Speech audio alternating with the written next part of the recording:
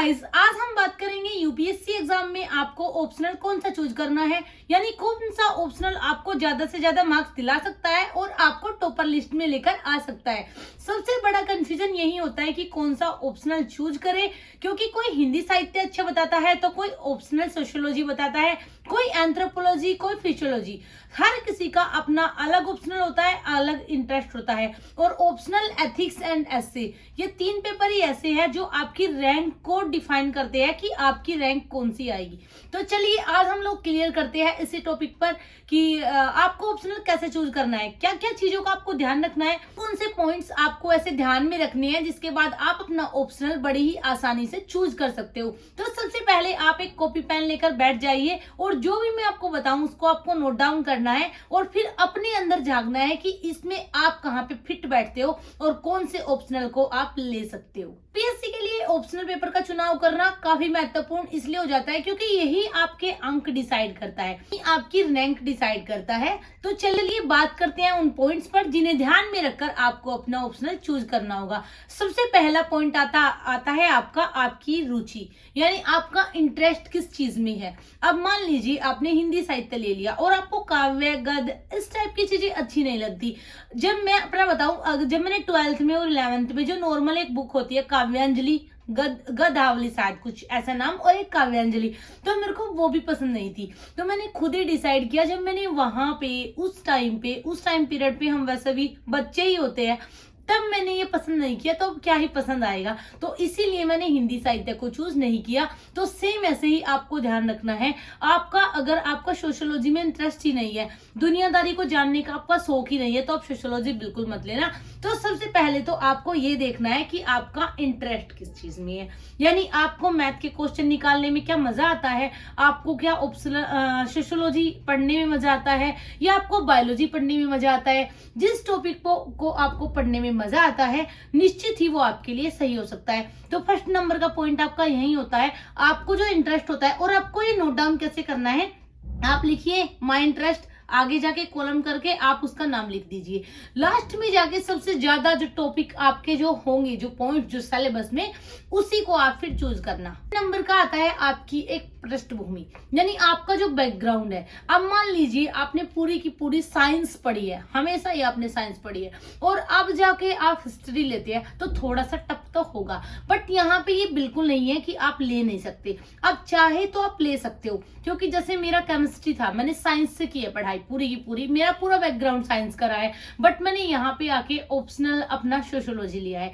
वो मैंने लिया है अपने इंटरेस्ट के बेस पर, क्योंकि चीजों को जानना, हर कल्चर को, हर धर्म को अलग अलग तरीके से उसमें कैसे क्या होता है, उनके सारे रीति रिवाज, सारे फेस्टिवल्स, ये जानने का मेरा पूरा शौक था। आप बिलीव नहीं करोगे, मैं एक्स्ट्रा की बुक्स भी पढ़ती रहती हूँ, इसीलिए तो मैंने अपनी हॉबी को एक ऊपर रख के चुना है। तो यहाँ पे आप लोग देख सकते हो, आप अपना थोड़ा सा बैकग्राउंड, थोड़ा सा मतलब हो एटलीस्ट लिटिल बिट आपका, और उसके बाद आप उस ऑप्शनल के साथ जा सकते हो। थर्ड नंबर का जो पॉइंट आता है सिलेबस की लंबाई और प्रासंगिकता, यानी सिलेबस कितना लेंथी है, आप कितने दिन में सिलेबस को कवर अप कर पाओगे। कुछ सब्जेक्ट ऐसे हैं जिनके सिलेबस काफी ज्यादा बड़े हैं, उसमें आप फंस के रह जाओगे।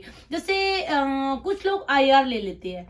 अब आप देखिए सारी की सारी करंट अफेयर आ गई, कितना ज्यादा मतलब एक कंफ्यूजन क्रिएट होता है, कौन सा छोड़ दे कौन सा ना, मतलब ऑल इंडिया, ऑल वर्ल्ड आपने ले लिया। आईआर का मतलब होता है इंटरनेशनल रिलेशन, और वो तो इंडिया के ऑलमोस्ट हर देश के साथ थोड़ा बहुत है, तो आपको सारे ही करने पड़ेंगे। अब यहाँ पे आप लोगों को ध्यान रखना है कि आपके सिलेबस की जो लेंथी है वो कितनी है, कितनी उसमें यूनिट है, कितने उसमें टॉपिक है, कितने उसमें सब टॉपिक है, बड़े बड़े आपके चैप्टर है। और अब आपको सिलेबस की तुलना करनी है बाकी ऑप्शनल से। अब ये आप बोलोगे कि ये हम कैसे करें, तो ये आप गूगल पे जाइए और गूगल कीजिए। जब आप वहां पे सर्च करोगे हिंदी साहित्य ऑप्शनल पेपर सिलेबस, तो उसका आ जाएगा। फिर आप सर्च करोगे ऑप्शनल सोशियोलॉजी, उसका भी आ जाएगा, हिस्ट्री का आ जाएगा, ज्योग्राफी का आ जाएगा। तो जो आपको अपने लिए सुटेबल लगे वही लेना, किसी की देखा देखी ऑप्शनल आपको चूज बिल्कुल भी नहीं करना है। फोर्थ नंबर का जो पॉइंट आता है, आपको देखना है पिछले कई सालों के पेपर, यानी जो आपका जो पेपर होता है वो आपके सिलेबस से कितना मैच कर रहा है। जैसे सोशियोलॉजी ले लीजिए, जब मैंने सोशियोलॉजी चूज करने के बारे में सोचा तो मैंने इसके प्रीवियस ईयर पेपर देखे, तो मैंने देखा यार कम से कम 5-6 क्वेश्चन तो मेरे को फिलहाल ही आते हैं। जैसे वर्ण व्यवस्था, जाति व्यवस्था, और जो हमारा ये मैरिज वाला कल्चर है, तो कितनी सारी चीजें मेरे को ऑलरेडी पता थी कि मोमडन्स में शादियां कैसे होती है, सिखों में कैसे होती है, हमारे हिंदू धर्म में कैसे होती है।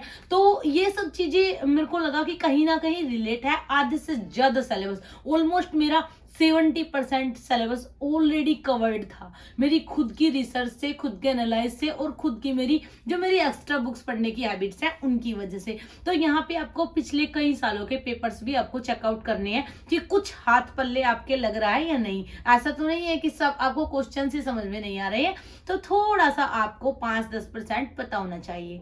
5th नंबर की बात आती है आपकी जो अध्ययन सामग्री है उसकी उपलब्धता कैसी है, यानी आपका जो स्टडी मटेरियल है वो अवेलेबल है भी या नहीं। क्योंकि जैसे मान लीजिए सोशियोलॉजी की क्लासेस भी है, SS पांडे सर ने बहुत अच्छा पढ़ाया है यूट्यूब पे भी, और उनके नोट्स भी मिल जाते हैं, बुक्स भी मिल जाती है। सेम ऐसे ही हिंदी साहित्य विकास दिव्य कीर्ति सर की क्लासेस काफी अच्छी है, साथ में नोट्स भी मिल जाते हैं, मटेरियल भी मिल जाता है। हिस्ट्री मणिकांत सर के नोट्स भी आपको मिल जाएंगे, क्लासेस भी आपको मिल जाएगी। ज्योग्राफी भी मेरे को नहीं पता भाई, लेकिन कुछ ऐसे ऑप्शनल है जिनका आपको कहीं कोई डाटा नहीं मिलता। एंथ्रोपोलॉजी मैंने नहीं देखा कहीं, और मैंने खुद बहुत सारी क्लासेस सर्च करी है, पॉलिटिकल साइंस मेरे को नहीं मिली, तो उससे बच्चों के लिए मैंने सर्च करी थी। तो सेम ऐसे ही आपको ये देखना है कि आप जो ऑप्शनल चूज कर रहे हो उसके लिए कोई स्टडी मटेरियल अवेलेबल है भी या नहीं, क्योंकि जिस ऑप्शनल को कम ही लोग लेंगे उसका स्टडी मटेरियल भी मार्केट में अवेलेबल नहीं होता है। आपका 6 नंबर का पॉइंट होता है कि आपका जो ऑप्शनल है वो जीएस के पार्ट से कितना मेल खा रहा है। होता क्या है, हम बिल्कुल ही अलग चूज कर लेते हैं जिसका हमारे सारे जीएस पेपर से कोई संबंध नहीं होता।